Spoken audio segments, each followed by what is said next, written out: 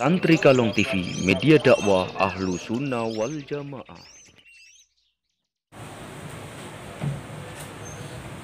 Bismillahirrahmanirrahim. Assalamualaikum warahmatullahi wabarakatuh. Waalaikumsalam warahmatullahi wabarakatuh. Alhamdulillahirabbil alamin wa bihi nasta'inu ala umuri dunya waddin. Wassalatu wassalamu ala rasulillah anbiya wal mursalin sayyidina wa habibina wa syafiina wa maulana Muhammadin wa ala nabi sayyidatina Fatimah Zahra wa ala alihi wa sahbihi wa barik wasallam. Wa qala Allah ta'ala fil Qur'anil aziz, bismillahirrahmanirrahim. Idza jaa nasrullahi wal fath wa ra'aitan nasa yadkhuluna fi ridwanin fasabbih bihamdi rabbika wastaghfir innahu kana tawwaban. Al-ayat sadaqal adzim. Wa qala Rasulullah Muhammad sallallahu alaihi wasallam, man ahya sunnati faqad ahabbani wa man ahabbani kana ma'i fil jannah. Al-hadis. Para hadirin jamaah yang saya muliakan, marilah kita bersyukur kepada Allah Subhanahu wa taala. Sebab syukur itu membahagiakan. Syukur itu meringankan. Syukur itu menikmatkan. Syukur itu menyelamatkan. Dan syukur itu menuju ketakwaan. Syukur itu menuju hati yang ikhlas. Itu syukur. Dan Allah Subhanahu wa taala sudah berjanji dalam Al-Quran, saya yakin banyak hafal. Bismillahirrahmanirrahim. La in syakartum la azidannakum wa la in kafartum inna adzabi lasadid. Yang artinya barang siapa yang bersyukur akan aku tambah. Allah Subhanahu wa taala tidak melanjutkan kalimat tambah itu dengan ditambah apa. Maksudnya misalnya akan tambah rezekinya, tidak. Aku akan tambah kemuliaannya juga, tidak. Akan aku tambah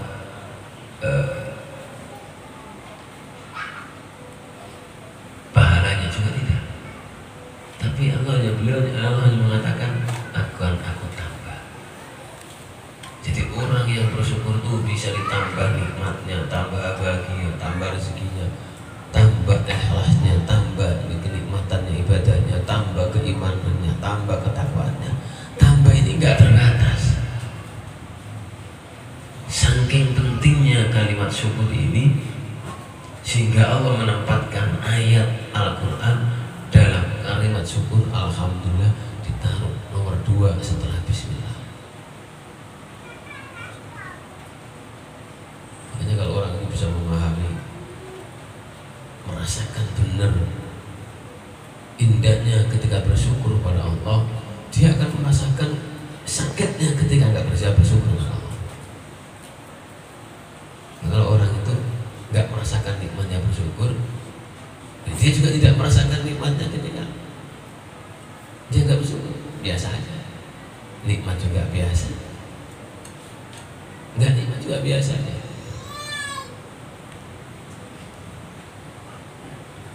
Orang ulama iblis tidak bisa,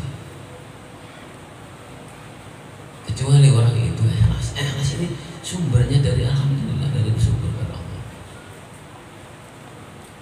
Jadi di Al-Quran lain, syakartum la azidanakum, barang saya bersyukur pada akan aku tambah. Tentunya aku akan tambah yang baik-baik. Gak mungkin Allah kasih tambah yang jelek, karena ada selanjutnya, wala in kafartum inna adzabi lasadid. Barang siapa yang bersyukur pada akan aku adab. Juga kalimatnya ada. Bukan aku adab dengan oleh Allah tobruk motor, kena sakit corona, enggak. Adab macam-macam ada. Bisa juga adab tidak ada kenikmatan di dalam ibadah. Itu paling berat. Ini juga adab keimanannya semakin menipis, semakin menipis, semakin menipis. Itu juga ada. bisa juga adab dijatuhkan oleh Allah, nggak diurus oleh Allah, dipasrahkan sama iblis, hingga makanannya haram, ucapannya haram, mau pandangannya haram, pikirannya pun juga rusak. Adab itu banyak. Begitu juga syukur. Ini Allah Maha Bijaksana dan Maha Adil. Ketika Allah mengucapkan akan aku tambah, Allah tidak memberi batasan aku tambah rezekinya atau aku tambah pahalanya, tidak. Tetapi juga Allah ayat yang lain Allah mengatakan akan aku adab, tidak akan aku adab apanya, tidak dijelaskan oleh Allah. Subhanallah. Mana yang saya muliakan, ya kan? Jadi sebenarnya kunci kenikmatan ke dunia akhirat adalah bersyukur, karena ditambah oleh Allah. Kunci kebahagiaan dunia akhirat adalah bersyukur. Kunci kesengsaraan dunia akhirat adalah nggak bersyukur. Wah, ada tadi. Walain kafartum, apakah nggak bersyukur? Allahu Akbar. Allahumma sholli ala Muhammad. Saya ngaji syukur ini nggak bisa tampil, nggak bisa. Ini masih ingat itu nggak istiqomah. Yang istiqomah masih siap saya ngaji. Bulan kemarin saya menjelaskan syukur dengan sekarang beda. Insya Allah bulan depan beda lagi. Kenapa seperti itu? Orang-orang yang bersyukur kepada Allah, orang-orang yang bertakwa kepada Allah, ibarat orang tenggelam dalam satu lautan. Lautan apa? Lautan ketakwaan, lautan mahabbah, lautan keimanan kepada Allah.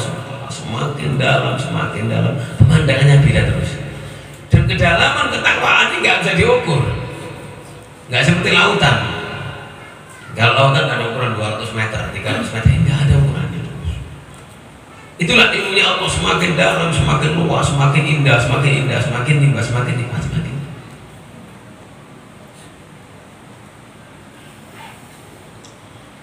Saya jadi ingat satu hadisnya Rasulullah SAW.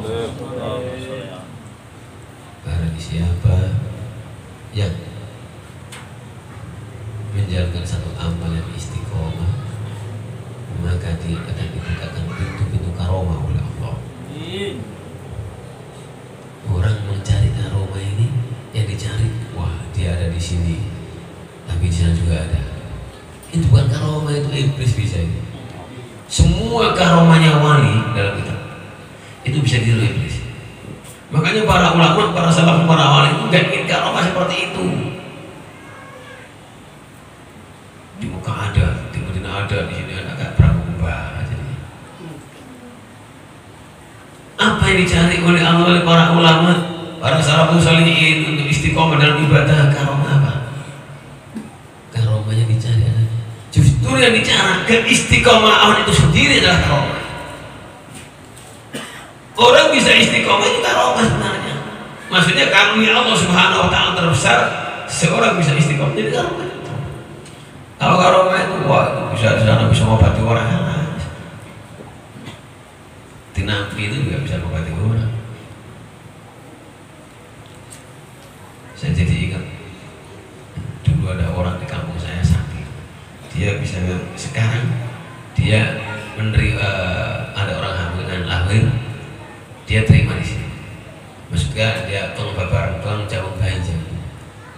Setelah selesai, kadang-kadang kita datang ke rumahnya. Sebentar ya, dia ini udah melahirkan, masih lama. Dia ngomong gini, sebentar ya, saya mau ke Jakarta sebentar. Ngapain? Ada orang melahirkan di sana. Dia terbang. Nggak lama, kira-kira 1,5 jam datang lagi. Masih ada bekas darah. Tadi bayarnya nggak sulit dari satu. Termasuk yang nampani bayi saya. Jadi akhir saya ditampani begitu cerita. Alhamdulillah ketika itu beliau sakit nggak sembuh. Bawa ke rumah saya kasih minyak misik. Mbah, kalau nanti kasih minyak misik ini sampai akan kepanasan. Kalau gitu kan saya itu saya obati itu sampai kepada Allah, ya Allah Gusti, beliau ini dulu ketika saya lahir dia beliau yang nampani saya, maka bukalah pintu hidayah kepadanya. Panas dia cerita 2 hari nggak bisa tidur, panas. Sembuh, udah sehat tapi udah panas lagi. Akhirnya beliau ibadah sampai meninggal. masih basah tangannya nggak tahu dasar dengan air dengan darah. Lalu dibersihkan, tak cuci dulu ya. Lalu nggak mangkat, ada orang lain lagi. Makanya karomah itu sebenarnya yang dicari oleh para salafus shalihin bisa istiqomah sampai beliau husnul khotimah itu. Jadi orang bisa istiqomah, ya itu karomah terbesar. Istiqomah wirid, istiqomah dzikir, istiqomah ngaji, istiqomah macam-macam. Istiqomah dalam bersedekah dan berbuat kebaikan. Istiqomah itu sudah amal-amal yang sunnah. Saya istiqomah, saya sholat, saya wajib saya istiqomah, enggak gitu. Ada yang sunnah. Saya ke masjid tiap hari, saya ke masjid jamaah apa pernah hotel, pergi kemana pun saya tetap sholat jamaah nyari masjid. Ini istiqomah sunnah. Jangan salah paham. Dan yang saya muliakan, ketika Allah memberikan istiqomah di dalam bersyukur kepada Allah ini, maka dia akan merasakan nikmatnya, semuanya jadi nikmat. Nggak ada makanan nggak nikmat. Kalau sampai makan itu nggak enak rasanya, Pak, berarti belum bersyukur. Makanan yang tidak enak itu makanan yang haram, makanan syubhat, itu nggak enak. Lebih nggak enak makannya haram. Semua makan halal, dapat yang halal, maka itu nikmat. Syaratnya satu supaya nikmat, apa? Ketika lapar. Nah, kalau nggak lapar, makan apanya nggak enak. Kemarin saya ngaji 12 kali, setiap ngaji kasih makan. Yang sudah 4 kali, ketiga kali, 5 kali udah nggak enak. Padahal nggak ada sama semua, ayam, apa itu gurami, apalagi pokoknya ikan darat, ikan laut, nggak ada ikan udara. Sampai saya bingung.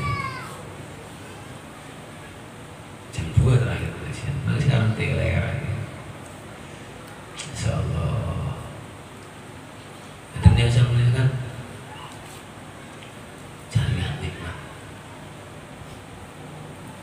Bukan berupa makanan, bukan berupa kenikmatan yang dunia, tapi kenikmatan yaitu ketika kita bersyukur nikmat Allah. Alhamdulillah. Bangun tidur latih, bangun tidur. Alhamdulillah.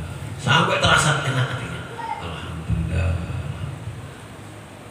Sampai terasa enak. Sampai panjenengan merasakan nikmatnya mengucapkan alhamdulillah, nikmatnya bersyukur. Lah itu harus istiqomah. Akan ditambah oleh Allah. Jangan tanya kepada saya, ditambahnya apanya? Bisa Allah nggak menyebutkan apa? Yang ditambah apanya? Tapi kita harus yakin pasti yang Allah tambah adalah kebaikan untuk kita.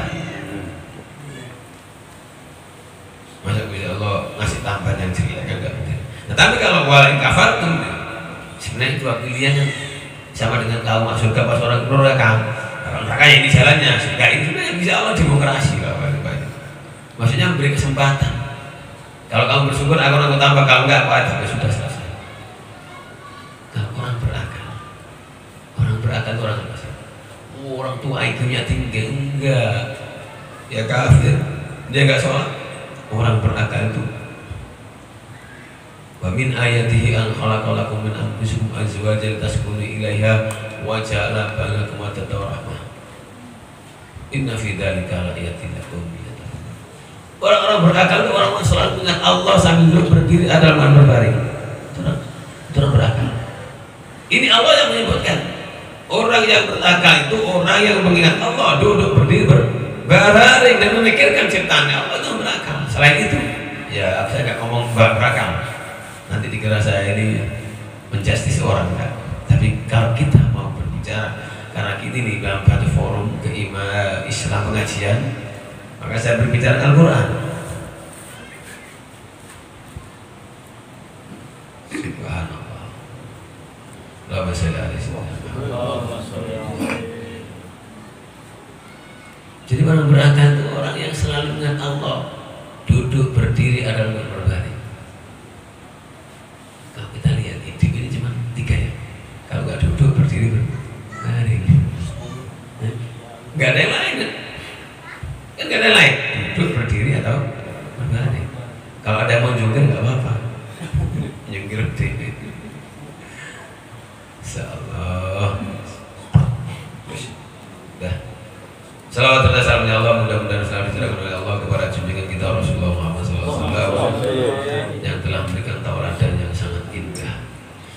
semua apa yang dijalankan Rasulullah SAW tidak ada yang tidak baik, semuanya indah, semuanya baik.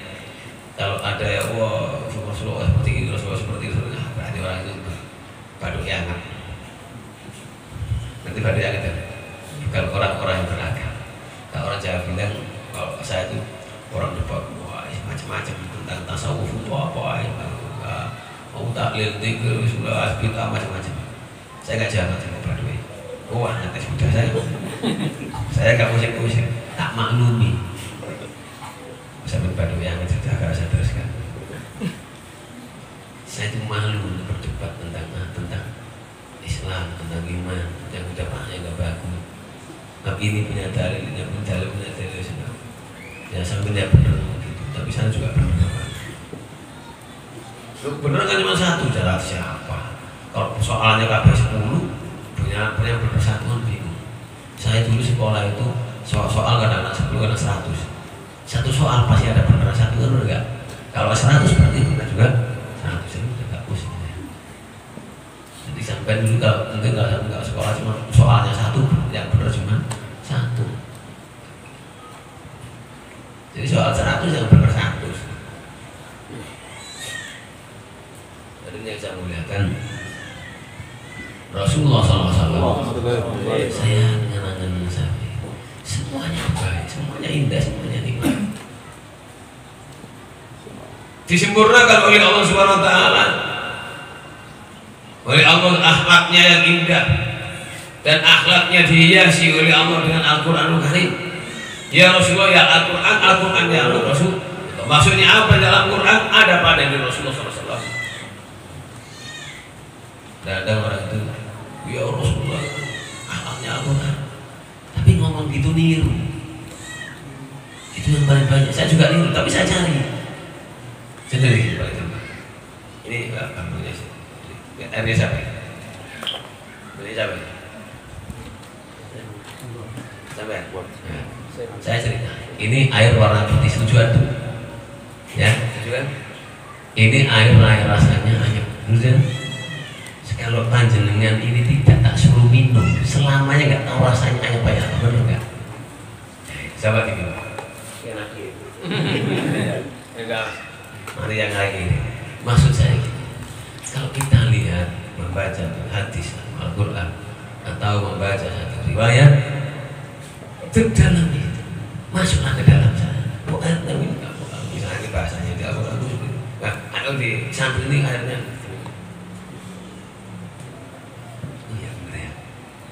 Saya katakan tadi orang yang bawa Rasulullah SAW itu tawanan dan selami.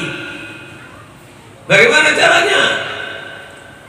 Inna fi dzalika la ayatin liqaumin yatafakkarun. Berpikirlah tentang keagungan Allah, tentang kandungan Al-Quran, dicocokkan dengan ikhlaknya Rasul di dalam itu, dan masuklah ke dalamnya. Bagaimana masuk ke dalam arti praktekkan sehingga Anda tahu air di atas saya tahu, tapi begitu tanya rasanya apa, katanya hanya kayak apa, oh nggak pernah gitu.